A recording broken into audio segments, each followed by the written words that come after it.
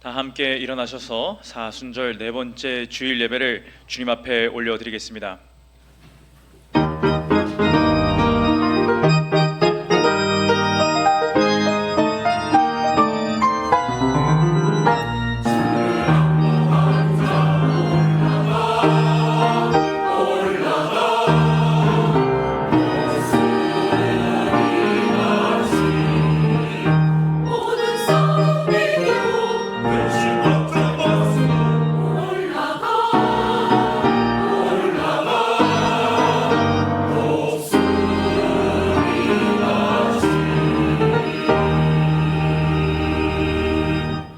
우리에게 있는 대제사장은 우리의 연약함을 동정하지 못하실 이가 아니요 모든 일에 우리와 똑같이 시험을 받으신 이로되 죄는 없으시니라.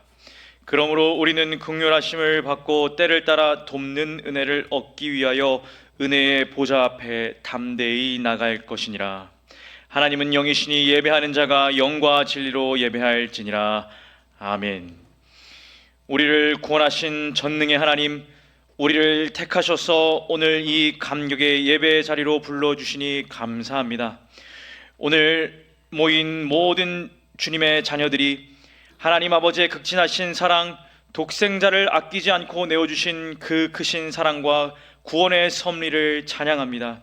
십자가에 못 박혀 물과 피를 쏟으신 주님, 사순절이 깊어가는 이 계절에 주님을 우리 마음의 가장 깊은 자리에 모시길 원합니다.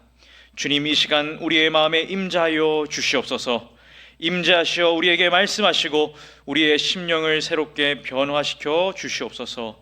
신령과 진정으로 드리는 이 예배의 주인이 되어 주시며 홀로 영광 받아 주시옵소서. 살아계신 주 예수 그리스도의 이름으로 기도하옵나이다. 아멘. 나는 전능하신 아버지 하나님 천지의 창조주를 믿습니다. 나는 그의 유일하신 아들 우리 주 예수 그리스도를 믿습니다. 그는 성령으로 잉태되어 동정녀 마리아에게서 나시고 본디오 빌라도에게 고난을 받아 십자가에 못 박혀 죽으시고 장사된 지 사흘 만에 죽은 자 가운데서 다시 살아나셨으며 하늘에 오르시어 전능하신 아버지 하나님 우편에 앉아 계시다가 거기로부터 살아있는 자와 죽은 자를 심판하러 오십니다. 나는 성령을 믿으며 거룩한 공교회와 성도의 교제와 죄를 용서받는 것과 몸의 부활과 영생을 믿습니다. 아멘.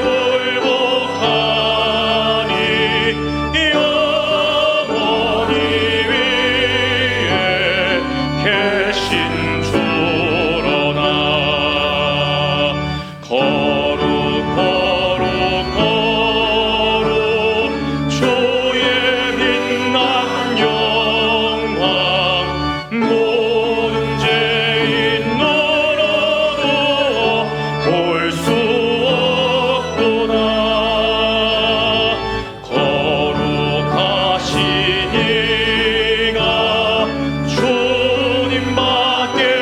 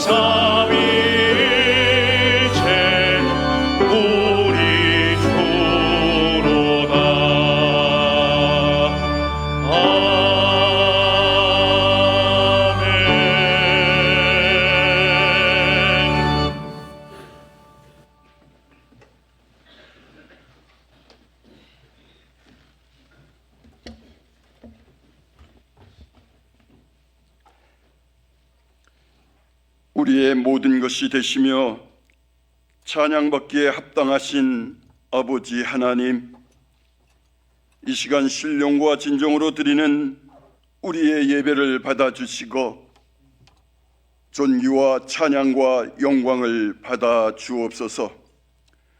높고 높은 보좌를 버리시고 낮고 낮은 우리에게 오셔서 영원한 생명의 길로 인도하여 주심을 감사를 드립니다. 사순절을 보내고 있는 동안에 우리 모두가 예수 그리스도의 고난을 기억하며 경건과 절제의 삶을 살게 하여 주시니 감사를 드립니다. 우리 모두는 하나님과의 관계를 회복하고 우리의 죄를 깨닫게 하시고 불순종하고 말씀대로 살지 못한 죄를 용서하여 주시고 우리의 삶이 새롭게 하게 하옵소서. 이 나라 이 민족을 사랑하시는 하나님, 지금 여기까지 이 민족을 지켜주심을 감사를 드립니다. 이제 다음 달엔 이 나라를 이끌어갈 일꾼들을 선출하게 됩니다. 하나님을 경외하고 주님께서 보시기에 정직한 일꾼들을 세워 주옵소서. 거짓과 위선을 일삼는 정치가들은 사라지게 하시고 자유민주주의와 정의를 지킬 수 있는 새로운 리더들이 많이 세워지게 하옵소서. 이 땅의 분열과 다툼을 조장하는 나쁜 세력들을 물리쳐 주시고 평등과 인권으로 포장되어 입법화하려는 차별금지법과 악법들이 추진되지 않게 하여 주옵소서.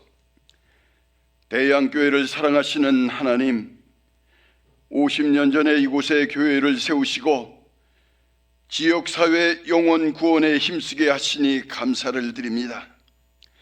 모든 공예배가 살아나게 하여 주시기를 원합니다. 사순절을 보내면서 특별 새벽 기도회가 은혜 중에 진행되게 하심을 감사를 드립니다. 모든 성도들이 함께 모여 기도하게 하시고 다시 한번 부흥의 물결이 대양교회에 일어나게 하옵소서. 당회를 거룩하게 하시고 모든 직분자들과 성도들에게 성령 충만케 하사 교회의 덕을 세우며 모범을 보여주는 우리 모두가 되게 하여 주옵소서. 우리들의 다음 세대인 교회 학교와 청년들을 기억하여 주셔서 교회의 큰 일꾼들로 성장시켜 주시기를 원합니다. 이 시간 특별히 감사옵기는 대양교회에 새로 등록하시고 새신자 교육을 받고 이수할 수 있게 하시니 감사를 드립니다. 오늘 교육을 이수하신 모든 분들을 복되게 하시고 대양교회에서 아름다운 교제를 나누며 신앙생활을 할 수 있도록 도와주옵소서. 하나님, 이 시간 목사님께서 말씀을 선포하실 때에 모든 성도들이 은혜 받고 변화되게 하시고 병든 자가 나음을 받으며 죽어가는 영혼들의 삶의 기적이 일어나게 하옵소서. 찬양으로 영광 올려드리는 아가페 찬양대의 찬양을 기뻐 받아주시기를 원하옵고 예수님 거룩하신 이름으로 기도하옵나이다. 아멘.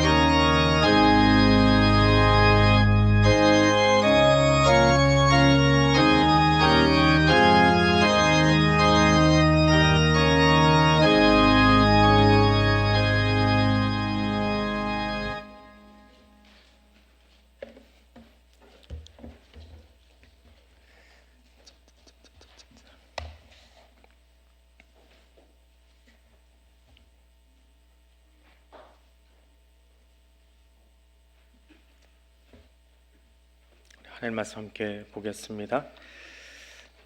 사도행전 5장 1절에서 11절까지 말씀 함께 봅니다.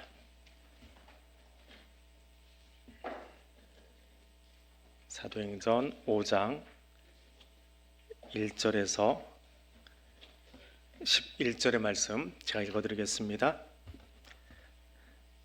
아나니아라 하는 사람이 그 안에 삽비라와 더불어 소유를 팔아 그 값에서 얼마를 감춤해 그 아내도 알더라. 얼마만 가져다가 사도들이 발 앞에 두니 베드로가 이르되 아나니아야 어찌하여 사탄이 내 마음에 가득하여 내가 성령을 속이고 땅값 얼마를 감추었느냐. 땅이 그대로 있을 때에는 내 땅이 아니며 판 후에도 내 마음대로 할 수가 없더냐. 어찌하여 이를 내 마음에 두었느냐. 사람에게 거짓말하는 것이 아니요 하나님께로다. 아나니아가 이 말을 듣고 엎드려서 혼이 떠나니 이 일을 듣는 사람이 다 크게 두려워하더라. 젊은 사람들이 일어나 시신을 싸서 메고 나가 장사하니라. 3시간쯤 지나 그의 아내가 그 일어난 일을 알지 못하고 들어오니 베드로가 이르되 그 땅 판값이 이것뿐이냐 내게 말하라 하니 이르되 예 이것뿐이라 하더라. 베드로가 이르되 너희가 어찌 함께 꾀하여 주의 영을 시험하려 하느냐. 보라 내 남편을 장사하고 오는 사람들의 발이 문 앞에 이르렀으니 또 너를 메어 내 가리라 하니 곧 그가 베드로의 발 앞에 엎드려서 혼이 떠나는지라. 젊은 사람들이 들어와 죽은 것을 보고 메어다가 그의 남편 곁에 장사하니 온 교회와 이 일을 듣는 사람들이 다 크게 두려워하니라. 아멘. 성경에 나오는 최초의 부동산 거래는 아브라함이 그 안에 사라의 장지를 매입하려고 해쪽 속에서 구입한 막벨라 굴, 이것이 최초의 거래입니다. 은 400세겔을 지불하고 막벨라 굴을 매수했습니다. 요즘 시세로 다 환산해서 보면 평당 한 4만 원 내지 한 5만 원 선에 구입한 격이다라고 누가 설명을 해주더라고요. 근데 이렇게 매수한 덕에 유대인들은 그 막벨라 굴의 소유권을 주장하고 있습니다. 그런데 이 필지에 대해서 아브라함의 또 다른 아들 이스마엘의 후손들도 소유권을 주장하고 있습니다. 그 후손이 아랍 자손들인데 그들은 아브라함에게서 쫓겨날 때 하갈과 그 이스마엘이 받은 상속분이 떡 몇 덩이밖에 되지 않습니다. 그러니까 어떤 아들은 땅을 다 주고 우리는 아내하고 아들이 나오고 있는데 상속분이 떡 몇 덩이면 말이 되냐. 그러니까 우리도 땅을 가져야 되겠다. 그래서 지금 아랍하고 이스라엘이 그 역사 논쟁을 가지고 상속 지분 가지고 싸우고 있다. 그렇게 설명을 합니다. 그래서 막벨라 굴에 가면 지금 막벨라 굴로 알려진 그 건물은 헤롯 대왕 때 그 위에다가 지어놓은 건물입니다. 가서 뭐 아브라함의 묘도 보고 뭐 라헬의 묘도 보고 그런데 다 가짜입니다. 가서 열심히 사진 찍긴 하는데 진짜는 땅 속에 있어요. 그 건물 지하에 있고 봉인이 되어 있기 때문에 특별한 경우에만 학자들만 들어가지 일반인들은 그냥 가짜 묘 만들어 놓은 곳 가지고 구경하고 사진 찍고 옵니다. 그나마 저 건물은 이건 이스라엘 쪽에서 찍은 건물이에요. 이스라엘이 지분 주장하니까 이스라엘 쪽에서 찍은 사진이고 반대쪽으로는 이스라엘 사람들은 못 갑니다. 아랍 사람들이 관리를 하고 있기 때문에 그렇습니다. 근데 성지순례는 갈 수 있습니다. 우리는 이스라엘 사람이 아니기 때문에. 근데 가서 보면 그 묘를 가운데다 놓고 방탄유리가 지나가요. 서로 총을 쏘고 난리거든요. 자주 쏘는 건 아닌데 어쩌다가 서로 이게 감정 싸움이 붙으면 그럴 때가 있다고 그래요. 그래서 방탄유리로 막아놨습니다. 그러니까 이쪽에 가서 구경하고 반대편을 구경하려면 건물 안인데 밖으로 나가가지고 삥 돌아서 가야 되는 그런 묘, 그것이 막벨라 굴입니다. 저 막벨라 굴 지하에 이제 아브라함 묘가 있는데요. 거기가 에덴으로 들어가는 문이 있다. 이스라엘 사람도 그렇게 여깁니다. 여기 에덴 동산 가려면 저 지하로 가면 돼요. 재미있는 사람들이지요. 막벨라 굴이 역사적인 이야기를 가지고 소유권 주장을 하고 있다면 성도의 소유권, 나의 소유권에 대한 인식은 어떠한가? 그것을 이야기하고 있는 것이 사도행전 5장입니다.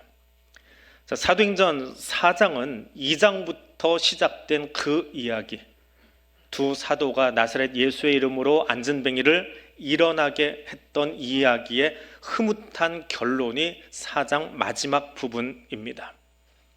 사내들인이 협박에 가까운 집행유예 선고를 했음에도 불구하고 도리어 한 마음으로 하나님께 기도하고 그렇게 부르짖고 또 그 기도의 결과로 담대하게 나가서 예수의 말씀을 전하고 또 그 말씀을 전할 뿐만 아니라 교회 안에서는 믿는 사람들이 서로 물건을 통용함으로 내가 힘들다, 사는 게 어렵다라고 하는 말이 나오지 않는 분위기가 되었다. 그것이 가난한 자가 없었다라고 하는 말입니다. 그리고 마지막에는 이제 사도행전 뒷부분의 역사를 끌고 나갈 한 사람이 등장합니다. 그것으로 4장이 마무리가 돼요. 굉장히 아름다운 이야기지요. 그렇게 등장한 사람이 요셉입니다.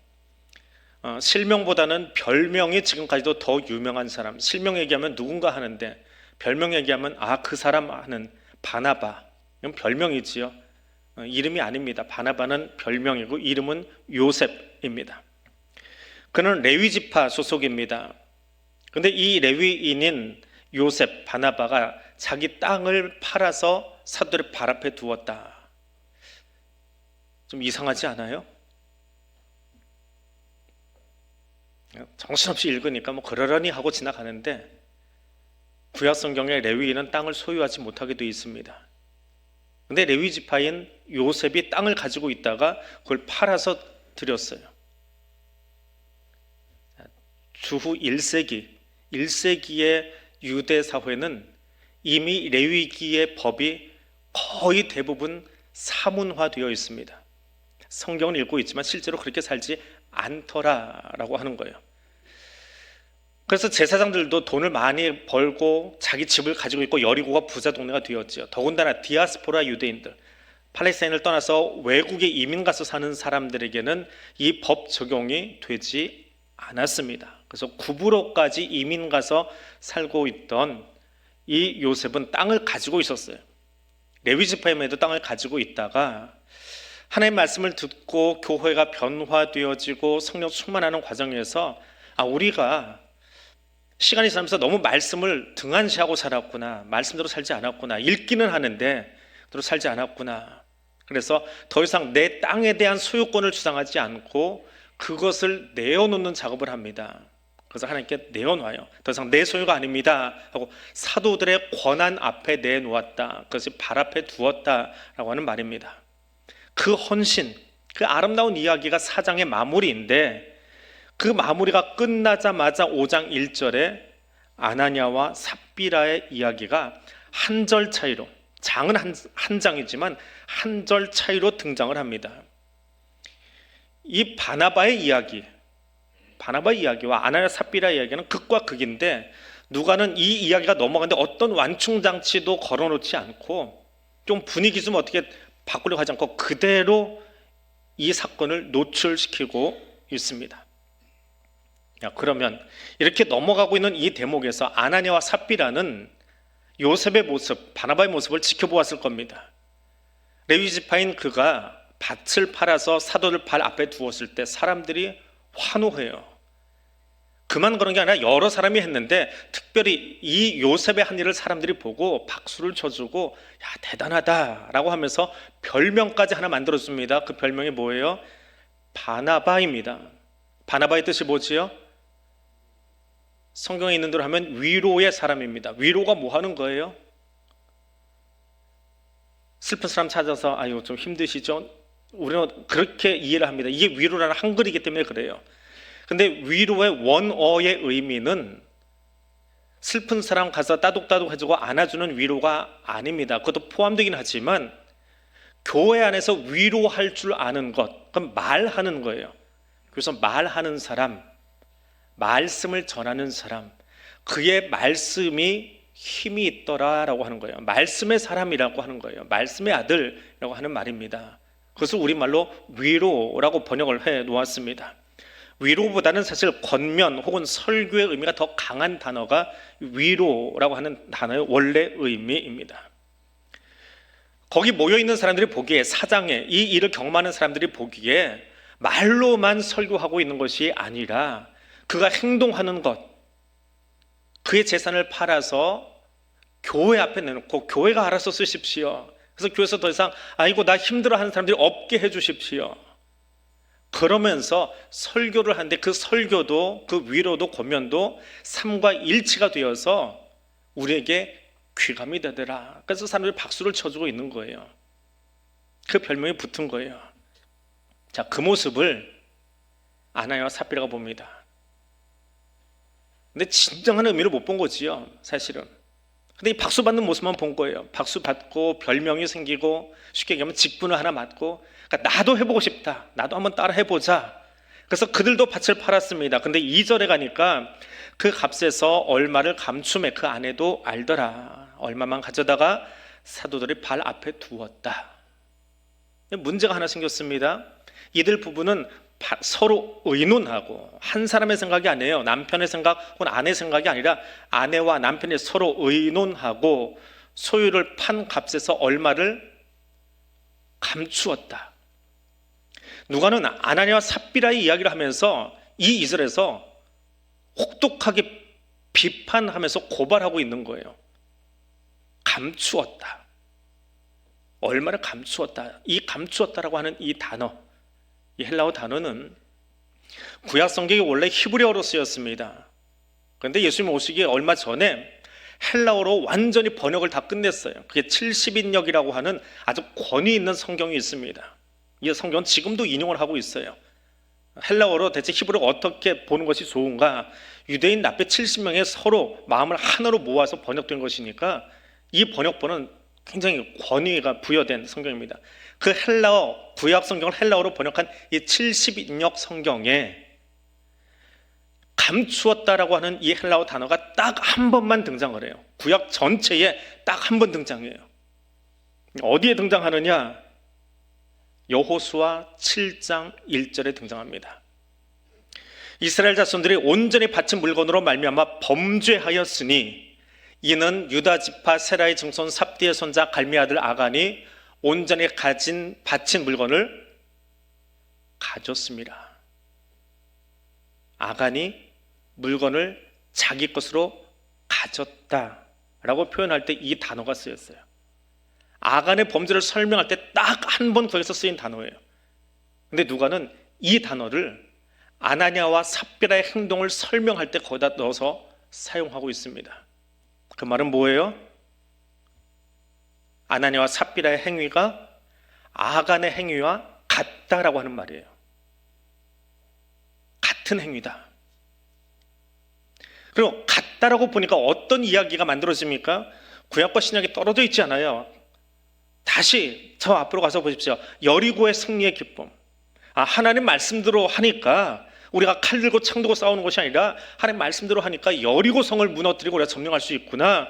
그 감격과 환희 속에 가나안 정벌하는 걸 하나님만 따라가면 되겠다라고 하는 기쁨과 환희가 막 넘쳐나던 그 순간에 아간이 저지른 범죄, 온 몇 벌 갖다 놓은 것, 똑같이 안진뱅이가 일어나고 한 마음으로 나서 전도하고 모두가 마음을 합해서 서로 물건을 통용하고 사람이 세워지고 하나님의 사람이 세워지고 하는 그 감격스러운 사건 속에 아나니아와 삽비라가 한 그 행동이 꼭 아간 그 사람이 한 것과 똑같다라고 하는 거예요. 그리고 그 일에 사탄이 개입했더라. 아나니아야, 내가 어찌하여 사탄이 내 마음에 가득하여 라고 이야기합니다. 3절과 4절 말씀이지요. 아나니아, 어찌하여 사탄이 내 마음에 가득하여 내가 성령을 속이고 땅값 얼마를 감추느냐? 땅이 그대로 있을 때는 내 땅이 아니며 판 후에도 내 마음대로 할 수가 없더냐?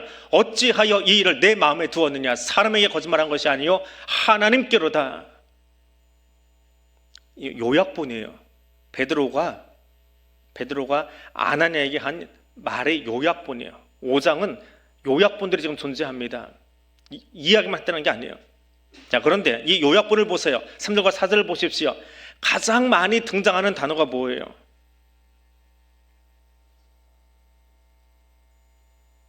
너예요. 너. 영어로 you라고 하는 말입니다. 내 마음, 내가, 내 땅, 내 마음대로, 내 마음에 너. 네가 네 인생의 주인공 돼서 네 마음대로 그 물질의 주인 되고 싶었지, 내 삶에 네가 주인 되고 싶었지 라고 하는 말입니다. 한 마음 되어서 사도들의 발 앞에 나왔던 예루살렘 성도들과 다르게 아나니아와 삽비라는 내 것, 자기 것이라는 의식이 강했습니다. 그래서 부부는 얼마를 감추었습니다. 판돈의 10%인지 20%인지 50%인지 모르겠습니다. 그 말을 의미하는 게 아니에요. 저 3절과 4절의 의미는 일부를 내놓고 마치 전부를 다 헌신한 것처럼 속이고 또 그렇게 인정받기를 원했던 것입니다. 베드로가 이 일을 깨우치기 위해서 6가지 질문을 던집니다. 방금 제가 읽었던 것처럼 이렇게 일사천리로 말한 게 아니에요. 계속 질문을 던지고 답하고 질문을 던지고 답했는데 그 이야기를 요약해서 이런 주제로 설명했다라고 하는 거예요. 그 말은 뭡니까? 6가지 질문이 던져진 건 뭐예요? 아나니아가 회개할 기회를 계속해서 제공하고 있는 거예요. 내 마음, 내 생각, 내 것 들을 때마다 아나니아가 마음에 찔리고 회개해야 돼요. 그런데 아나니아는 회개하지 않았습니다. 그리고 5절에 가니까 뭐라고 기록되어 있습니까? 아나니아가 이 말을 듣고 엎드려서 혼이 떠나니 이 말 로고스라고 하는 말입니다. 하나님 말씀을 설명할 때 로고스라고 하는 헬라어를 씁니다. 말은 베드로가 했는데 베드로가 성령에 감동되어서 지금 하나님 말씀을 옮기고 있는 거예요. 근데 그 말씀 앞에 그가 회개하지 않고 여전히 내가 주인 되고 주인공 의식 가지고 내 마음대로 하려고 했을 때 말씀 앞에 회개할 기회가 있었는데 회개하지 않았더니 쓰러져 혼이 떠나갔더라. 누가는 이 일을 구약의 아간의 사건에 견주어 바라보고 있는 겁니다. 너를 위해서 내 면 세우려고 내 이름 세우려고 감추었구나. 아간과 똑같다. 그랬더니 그 사람이 죽었습니다. 교회에서 설교를 하고 있는데 어떤 사람이 그 말씀 앞에 회개는 못하고 너무 놀라가지고 여기서 한 사람이 죽었어요. 그럼 여러분 어떻게 반응하실 겁니까?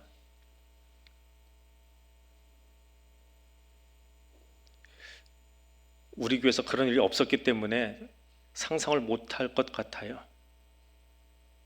여러 가지 생각이 있을 겁니다. 뭔 설교가 얼마나 셌길래 사람이 죽어나가냐, 목사가 쫓겨날 수도 있을 거고요. 아니면 다시는 그 무서운 공간에 아무도 들어오지 않으려고 할 수도 있을 겁니다. 근데 성경은 어떻게 기록하냐 하면 이 이야기를 듣는 모든 사람이 두려워했다. 왜 두려워했을까요? 사람이 죽어서요? 아닙니다. 죽어서 두려운 게 아니에요. 그렇게 들으셨다면, 그렇게 이해한다면 우리도 아직 이 말씀 앞에 가까이 못 나간 거예요. 베드로가 계속 하나님 말씀을 로고스를 선언하고 있습니다. 그런데 그 말 앞에 회개하지 않은 한 사람이 죽었어요. 그걸 둘러선 사람들이, 혹은 오늘 교회 출석하지 못했던 어떤 사람이, 온라인으로 예배드리던 사람들이 그 이야기를 들었어요. 그들의 마음속에 나는 정직한 사람인가? 이것 때문에 두려운 거예요. 사람이 죽은 게 두려운 게 아닙니다. 죽은 게 두려웠다 하면 그건 남의 나라 이야기 뉴스로 듣고 있는 것과 똑같은 거예요. 그렇게 성경 보지 마세요. 나는 정직한가? 나는 저 아나니아만 한가? 나는 의로운 사람인가? 둘러선 사람들의 두려움은 아나니아의 죽음을 통해서 자신 안에 있는 거짓을 돌아본 겁니다. 마치 가늠한 여인을 때려 죽일 듯이 끌고 와가지고 예수 발 앞에 두고 이런 여자는 율법에 돌로 쳐 죽이라고 했습니다. 예수님 어떻게 할까요? 예수님 뭐라고 하셨다고요? 죄 없는 자가 치라. 이건 그때 예수님이 하셨던 말씀의 요약이에요. 주제예요. 죄 없는 자가 치라. 이 말씀을 듣고 사람들이 물러가요. 왜? 나를 본 거예요. 죄 지은 앞에 앉아있는 여자를 본 것이 아니라 나를 본 거예요. 말씀 앞에 나를 본 거예요. 그래서 부끄러워 다 물러갔습니다. 아나의 사건을 바라보고 사람들이 놀라고 두려워한 것은 나를 들여다본 거예요. 내가 정직한가? 나는 정직한 모습으로 지금 여기 앉아서 말씀 전하고 있고 여기 일어서서 찬양하고 있고 가운 입고 여기 서 있나? 나는 의로운 사람인가? 나를 들여다본 거예요. 하나님은 오늘 이 사건을 통해서, 오늘 이 베드로를 통해서, 베드로의 입에서 나온 그 말씀 로고스를 통해서 모여있는 무리들이 2000년 동안 이 말씀을 계속해서 묵상하고 있는 교회 성도들이 아나니아를 보는 것이 아니라 나는 말씀 앞에서 거짓되지 않은가, 그걸 보기를 원하신 거예요. 더불어서 이제 막 태동하고 있는 그 교회가 마치 아이성 앞에 서 있었던 이스라엘처럼 거룩하지 못하면 이제 가나안 정벌 들어가야 되겠는데, 이 성민 이스라엘 끌고 들어가야 되겠는데 이들이 거룩하지 못하다면 이 백성 데리고 들어서 뭐하냐? 하나님이 그 백성의 순결함을 위해서 아간을 치신 것처럼 교회가 막 태동하고 있던 그 시간에 교회 안에 순결하지 못한, 거룩하지 못한 이것을 가지고는 하나님의 생존을 감당할 수 없다. 그래서 아나니아를 치셨다는 말입니다. 얼마나 이 일이 두려웠으면 사람들이 가족에게 알리지 않은 채 급하게 아나니아의 장례를 치릅니다. 유대의 장례는 2시간이면 끝난대요. 염하고 묻고 가족 모두 넣는 데까지 2시간이면 된답니다. 3시간이 흘렀습니다. 장례 치료는 2시간, 오고 하는 시간 하니까 3시간, 시간이 딱 맞아요. 3시간이 지나서 삽비라가 돌아옵니다. 가족에게 알리지 않고 치러진 장례니까 삽비라는 여기서 일어난 일을 혼자만 못 들었던 것 같아요. 근데 삽비는 어떤 생각을 가지고 있어요? 남편과 같이 마음을 모았을 때 어떤 생각을 가지고 있어요? 야, 우리도 집 한 돈 교회다 갖다 헌금하고 조금 우리 쓰게 놔두고 노자금으로 놔두고 이거 갖다 내자. 그거 다 냈다고 하자. 근데 내면 그 요셉 그분 헌물하고 말씀 들었는데 사람들이 야 하고 박수 쳐주고 바나바라는 이름도 주고 얼마나 좋아. 우리도 한번 그렇게 해볼까?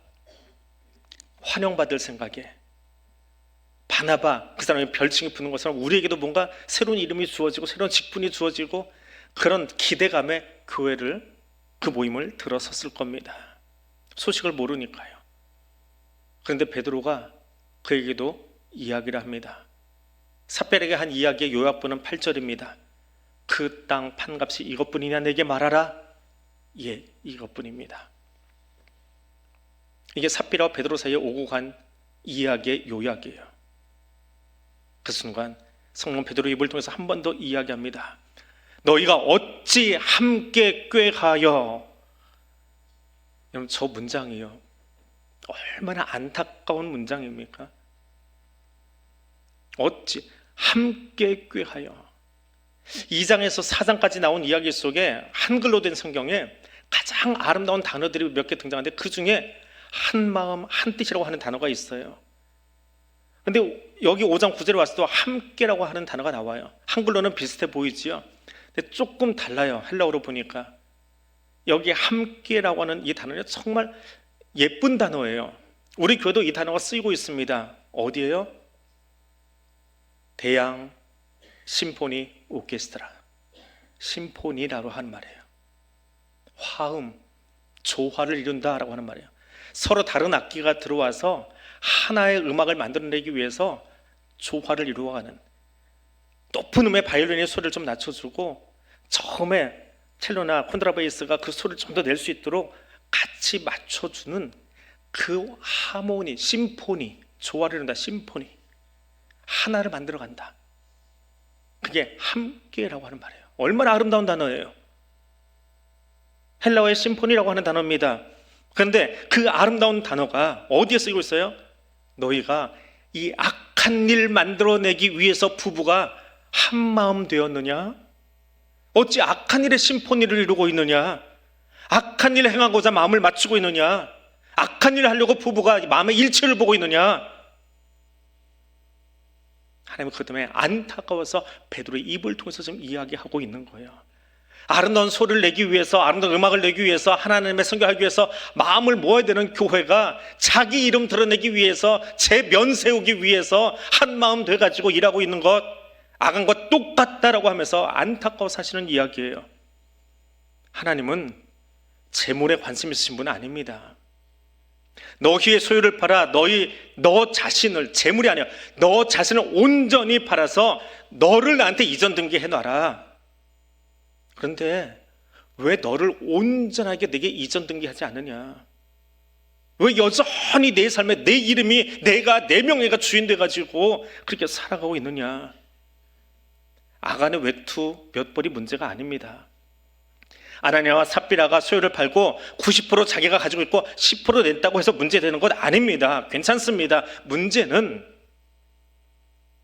실제로는 10% 내놓고 100% 낸 것처럼, 그리고 명예 취하고 직분 취하고 이름 취하고 싶어하는 그 거짓된 행위, 온전하게 하나님 앞에 나를 이전 등기하지 못하고 여전히 내가 주인 되고 있는 내 것 하고 있는 그 모습이 문제였습니다. 거짓으로 들여놓고 전부를 드린 것처럼 교회를 속이고 하나님을 속이고 자기 자신을 속이고, 이 일에 부부가 한 마음 된, 그러니 이 함께라는 단어를 다른 걸로 바꾸면 야합이지요, 담합이지요. 가격 조작하기 위해서 조금 있는 기업들이 담합한다 그러잖아요. 공정거래위원회에서 자꾸 찾아내는 것들이요. 그 담합의 행위를 벌인 거예요. 거짓의 헌신으로 명성만, 직분만, 칭찬만 취하고자 했던 그 아나니아와 삽비라를 하나님이 보신 겁니다. 사도행전 2장에서 4장은 부활하신 예수님이 사도와 교회와 함께 하시면서 안진뱅이를 일으키시고 성령 충만함으로 성도를 담대케 해서 증인으로 나가게 하신 그 사건이 기록되어 있어요. 그런데 5장은 그분이 계신 것을 인정하지 않는 거예요. 안진뱅이가 어떻게 일어났어요? 베드로가 초능력이 있어서 일으켰습니까? 아니요. 예수님이 부활하셔서 여기 나와 지금 함께 하신다는 거예요. 여기 함께 계신 그 나사렛 예수의 이름으로 너 일어나라는 거예요. 내가 일으키는 게 아니라 부활하신 예수님이 지금 여기 계신다는 거예요. 베드로와 요한과 함께 여기 계신다는 거예요. 그 예수님이 안진뱅이 일으킨 거예요. 그 예수님이 함께 하셔서 담대히 나가서 증언하는 거예요. 그 예수님이 여기 계시니까 더 이상 우리 사이에 아이고 힘들어 죽겠다라는 이야기 나오지 않게 서로 내 것을 내어놓고 통용하는 예수님이 통치하는 사회 만들자는 거예요. 그런데 아나니아 어떻게 했어요? 예수님 안 계신 것처럼 행동하는 거예요. 우리 둘만 하는 거야. 쏙닥쏙닥 야합해가지고.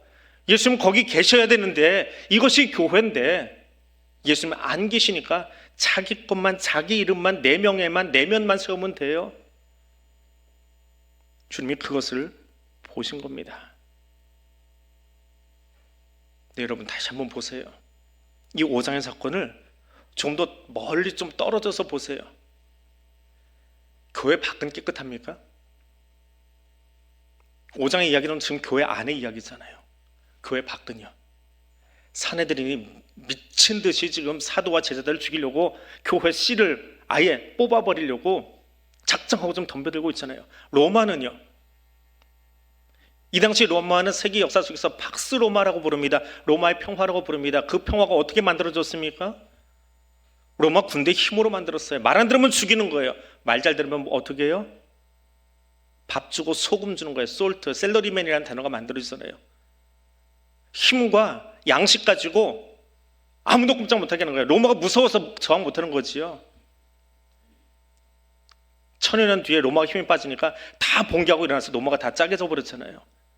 힘으로 제압하던 로마, 하나님이 잘못된 세상을 심판하시려고 한다면 아나니아가 자기 집 팔아서 거짓말한 것 하고 힘으로 사람 내리깔고 거짓 종교, 타락한 종교로 교회를 탄압하는 사내들은 왜 가만두십니까? 왜 그들은 죽이지 않으셨어요? 왜 교회 안에 아나니아와 삽비라 사건이 여기 기록되어 있냐고요? 왜 로마 잘못된 그 정부를 하나님이 치리하지 않으셨냐고요? 이유는 여기 있습니다. 11절입니다. 온 교회와 이 일을 듣는 사람들이 다 크게 두려워하니라. 뭐가 보이세요? 교회라는 단어가 사도행전에서 처음 등장합니다. 에클레시아, 교회를 세우기 위함입니다. 가나안의 6부족이 여전히 남아있지만 그들을 치는 것보다 더 중요한 것은 하나님이 선택한 성민 이스라엘 공동체가 거룩해지기를 원하신 거예요. 로마 제국이 죄악으로 얼룩져 있고 성소로 타락해 있지만 그것보다 더 중요한 것, 지금 내가 세우기 원하는 교회 공동체, 예수 공동체가 순결하기를 원하시는 거예요. 근데 거기에 악안의 짓을 하는 사람이 있다면 그를 뽑아서라도 교회를 세워야 되는데, 교회 이름을 등장시켜야 되겠는데 이건 안 된다라고 뽑아내시는 거예요. 하나님을 속인 자들을 뽑아내서라도 교회를 거룩하게 구별하고 시작부터 교회를 새롭게 하기 원한, 아니 온전하게 세우기 위한 하나님의 마음이 기록된 것이 5장입니다. 영적 전투는 교회 밖에서 하는 것 아닙니다. 지금 여기 이곳이 영적 전투의 현장입니다.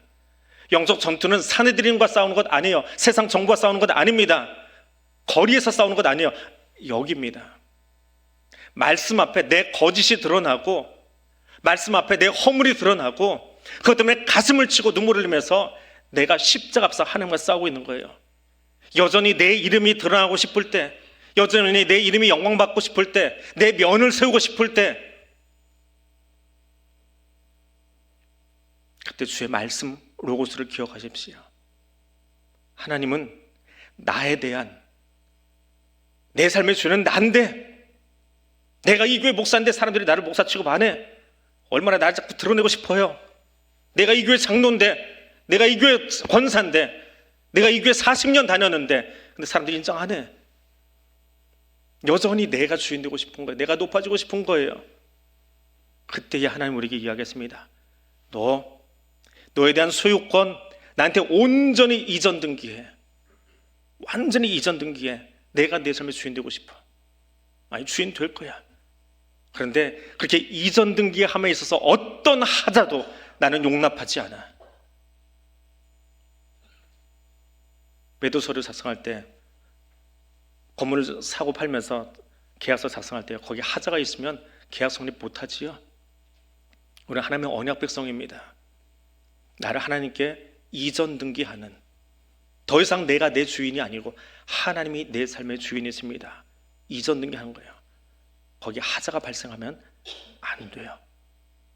그래서 교회는 영적 전투의 현장입니다. 말씀이 내 안에 들어올 때, 내 안에 계신 성령님 때문에 우리의 속사람은 지금도 계속 가장 치열한 영적 전투를 치르고 있는 성전입니다. 내가 주인 되고, 내가 으뜸되고, 내 이름이 보여지고 싶은 바로 그 순간에 성령 하나님이 온전히 나를 다스리도록 내어드릴 수 있도록 기도하시기를 바랍니다. 그래서 이 영적 전투의 패배자가 아니라 주님이 나의 주인 되셔서 내 소유권을 온전히 주께 넘겨드림으로 그분이 나를 이끄시는 대로 살아갈 수 있는 하나님의 사람 될 수 있기를 원합니다. 우리 그 마음으로 함께 기도하겠습니다.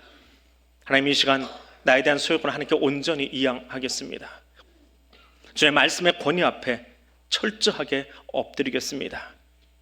그리고 우리 소유리 문 앞에 나와 있는 것처럼 오직 하나님만을 영화롭게 하며 영원토록 하나님만 즐거워하는 그 삶을 살아가겠습니다.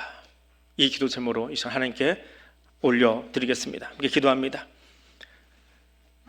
거룩하신 하나님, 교회가 태동하던 그 시간, 그 자리, 하나님께서 거기 함께 하셔서 더 이상 아간의 모습이, 더 이상 아나니와 삽별의 모습이 교회 안에 있는 것을 원치 않으시고 그것을 구별해내시며 교회가 거룩하게 세워질 것을, 성령을 모신 전인 내가, 성전인 내가 주 앞에 거룩하게 구별되어 나에 대한 소유권을 더 이상 내가 주장하지 아니하고 온전히 하나님께 이양하기를 원하시는 하나님의 마음을, 하나님의 말씀을 들었습니다. 그 말씀 앞에 주님, 내가 엎드립니다. 그리고 나에 대한 소유권을 이 시간 하나님께 온전히 이양하겠습니다. 주님의 말씀의 권위 앞에, 성경을 통하여 주신 이 말씀의 권위 앞에 내가 온전히 엎드리겠습니다. 그리고 우리가 전쟁의 교회가 함께 고백하듯이 하나님을 영화롭게 하며 영원토록 하나님만 즐거워하는 그 삶 살아갈 수 있기를 원합니다. 우리 안에 계신 성령 하나님, 이 삶을 살아갈 수 있도록 나에 대한 모든 소유권을 주님께 넘겨드리오니 하나님 받아주시고 내 삶의 왕이 되어주시고 주인이 되어주시고 주님 되어주시고 함께하여 주옵소서. 나는 그 말씀 앞에 엎드리겠습니다. 주의 손 붙잡고 일어서겠습니다. 주님 이끄신 대로 함께 달려가기를 원합니다. 하나님 아버지, 교회 머리 대신 예수 그리스도의 말씀 앞에 구별되어 서기를 원합니다. 말씀의 빛이 나를 조명할 때 나 옛사람이 드러나고 회개하는 시간 되기를 원합니다. 나로 가득한 마음 속에 성령 하나님 내주하실 때 내가 주인 되려는 그 자리를 주님께 온전히 이전 등기하기를 원합니다. 거룩한 백성으로 세우시려고 나를 세상 가운데서 구별하여 교회로, 성도로, 성민으로 세우신 하나님, 하나님 부르심에 합당한 삶 살아가도록 견인하여 주옵소서. 예수님 이름으로 기도드립니다. 아멘.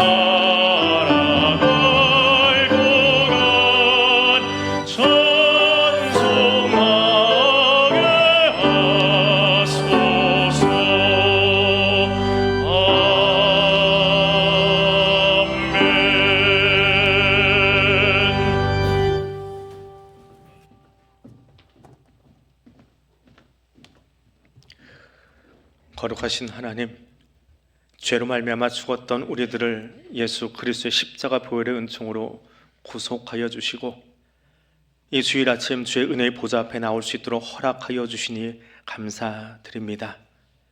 이 시간 내게 주신 생명도 시간도 물질도 모두 하나님의 것임을 고백하며 이 예물을 올려드립니다. 나의 주인됨을 말하지 않겠습니다. 내가 주인 되려 하지 않겠습니다. 내게 허락하신 것이오매 또한 주님께로 다시금 올려드립니다. 거기에 내 신앙의 고백을 담았습니다. 우리의 신앙의 고백을 담았습니다. 주님, 우리는 거짓된 모습들은 예수 그리스도의 십자가 앞에서 다 소멸되게 하여 주시고 주님이 주시는 거룩한 모습으로 다시금 일어서는 자리 되게 하여 주옵소서. 그리고 드려진 예물과 드려지는 시간과 드려지는 삶이 하나님의 나라를 위해서 아름답게 쓰여지도록 성령 우리와 함께 하여 주옵소서. 이것을 위해서 시간을 구별하고 마음을 구별하고 정성을 구별하여 예배당에서 온라인에서 함께 예배드리는 모든 성도들을 기억하여 주시고 거기 하나님만이 베푸실 수 있는 크고 놀라운 은총으로 함께 하여 주옵소서. 예수님 이름으로 기도드립니다. 아멘. 이 시간에 우리 새 가족 교육 마치신 분들 수료하는 시간 갖도록 하겠습니다.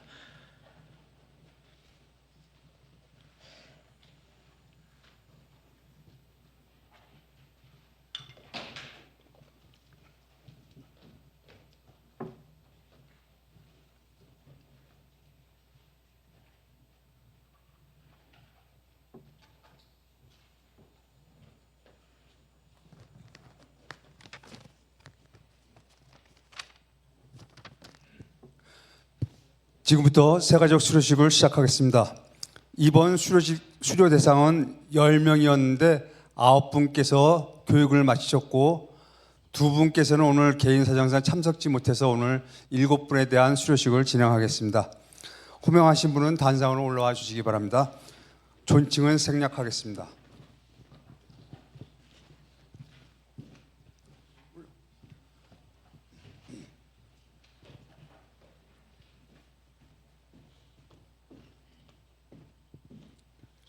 수료증 성명 김영아 1974년 12월 30일생 위의 사람은 대한교회에서 실시하는 새가족 양육 5주 과정을 훌륭히 마쳤으므로 이 증서를 드립니다. 너희 하나님 여호와가 너희 가운데에 계시니 그는 구원을 베푸실 전능자이시라. 그가 너로 말미암아 기쁨을 이기지 못하시며 너를 잠잠히 사랑하시며 너로 말미암아 즐거이 부르며 기뻐하시리라 하리라. 스바냐 3장 17절.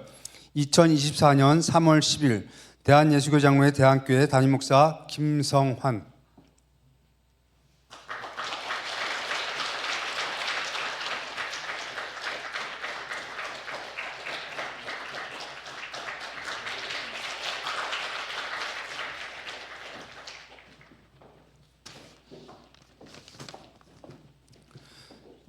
수료증 김선영 1977년 6월 26일생 내용은 같습니다.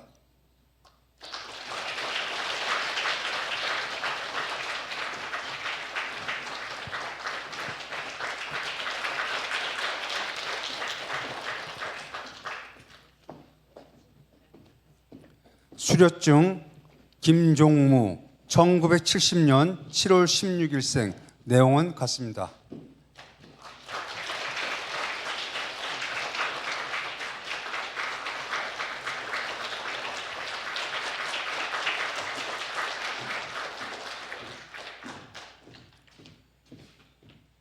수료증 윤혜정 1981년 1월 6일생 내용은 같습니다.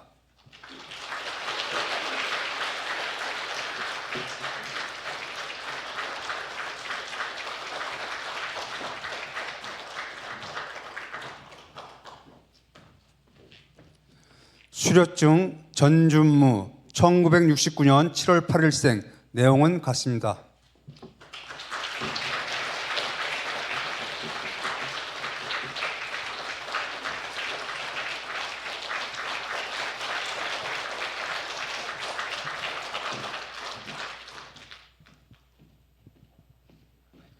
수료증 최성훈 1954년 8월 20일생 내용은 같습니다.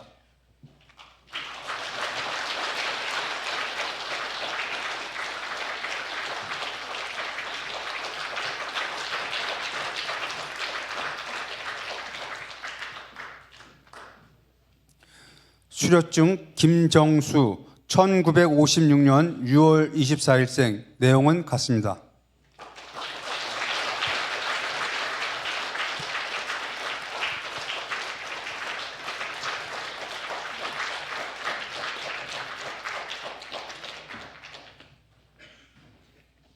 가운데로 와주시겠어요? 볼 수 있도록. 새가족 벌써 꽃다발 준비하셨지요? 예, 네, 꽃다발 전달하는 시간 갖도록 하겠습니다. 밖에 누가 문을 열어주셨는데 안 열어주셔가지고 모르시는 것 같아요. 예, 새가족에서 준비한 선물과 꽃다발 전달하도록 하겠습니다. 예, 선물 나누실 분들 지금 같이 전달해 주십시오.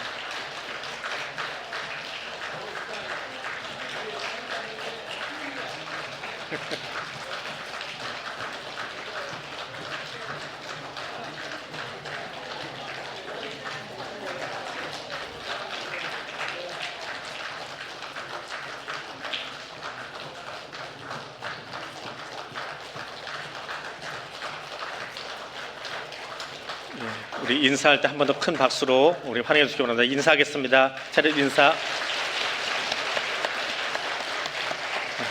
감사합니다. 자리로 들어가시면 됩니다. 이번에 수료하신 9분들 각 기관에서 또 각 부서에서 특별히 구역에서 잘 정착하도록 여러분들 함께 환영해 주시고 또 축하해 주시면 감사하겠습니다. 이제 다 일어나셔서 파송의 찬송 함께 부르겠습니다.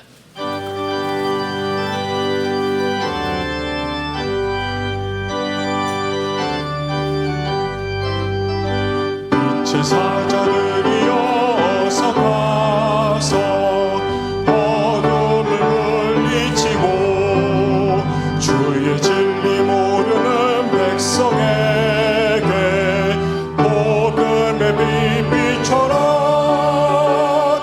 빛의 사자들이여 복음의 빛 비춰라. 죄고든 밤 밝게 비춰라.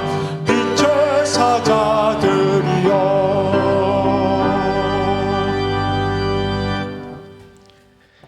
이제는 우리 주님 예수 그리스도의 은혜와 하나님 아버지의 크고 놀라우신 사랑과 성령 하나님의 교통하시며 인도하여 주시는 은총이 그의 거룩함을 위하여 말씀하시는 성령의 음성 앞에 일어서 결단하며 나아가는 사랑하는 주의 백성들 위해 지금부터 영원토록 함께하여 주시기를 간절히 축원하옵나이다. 아멘.